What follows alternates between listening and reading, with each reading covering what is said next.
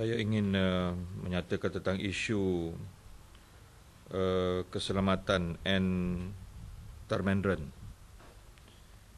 yang kes beliau akan dibicarakan, dan saya menggesa supaya pihak keselamatan dalam negeri supaya memastikan keselamatan beliau, kerana kita tidak mahu ini menjadi suatu siri perulangan di mana individu-individu dan saksi-saksi penting dalam isu ini akan menjadi mangsa. Dan saya mengharapkan supaya isu keselamatan N. Tharmendran ini akan dipastikan beliau selamat dalam negara ini.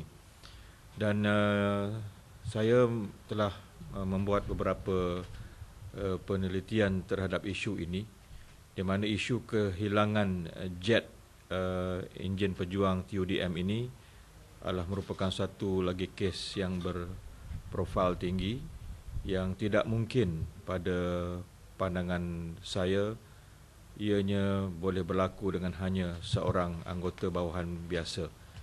Dan oleh kerana isu ini berlaku di zaman Datuk Seri Najib Tun Abdul Razak menjadi Menteri Pertahanan, dan ianya boleh berlaku kehilangan dua jet ini, maka pada hari ini saya berpandangan dan menggesa ianya tidak mungkin boleh diselesaikan dengan cara ataupun proses mahkamah biasa.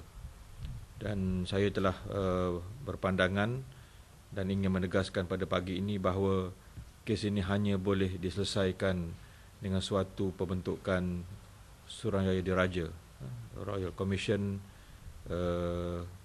mesti ditubuhkan untuk menyelesaikan kes ini, kerana tidak masuk akal dan mustahil kes kehilangan enjin ini hanya melibatkan pegawai rendah seperti N. Tharmendran sahaja, tetapi ianya perlu dibongkar, ianya perlu untuk disiasat, dan ini adalah merupakan suatu isu keselamatan negara yang penting, yang menjejaskan imej negara di peringkat nasional dan di peringkat internasional, yang melibatkan wibawa dan integriti urus takbir negara pada hari ini.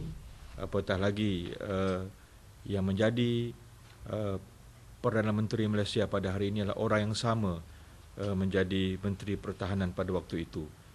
Maka saya tidak nampak sebenarnya sebagaimana kes-kes berprofil tinggi yang sebelum daripada ini ia mampu diselesaikan melalui proses mahkamah biasa.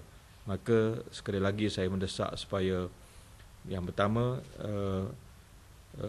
Encik N. Tharmendran ini mesti dipastikan keselamatannya dan tidak berlaku sebagaimana sebelum daripada ini, yang terpaksa mungkin selepas membuat ataupun menulis affidavit lalu hilang di luar negara ataupun diarahkan ke luar negara. Yang keduanya hanya dengan suatu penubuhan Suruhanjaya Diraja sahaja yang boleh membongkar dan yang boleh memberikan suatu penerangan yang tepat dan adil kepada rakyat Malaysia. Jadi oleh itu saya mendesak pada pagi ini supaya Kabinet segera menubuhkan suatu Suruhanjaya Diraja untuk menyiasat kes kehilangan dua jet enjin ini. Dan kita tidak mahu melihat ada seorang lagi rakyat Malaysia yang akan mengalami nasib sebagaimana yang berlaku sebelum daripada ini, yang terpaksa mungkin mencari perlindungan di luar negara ataupun berlaku sebarang ancaman terhadap keselamatan beliau dan keluarga beliau.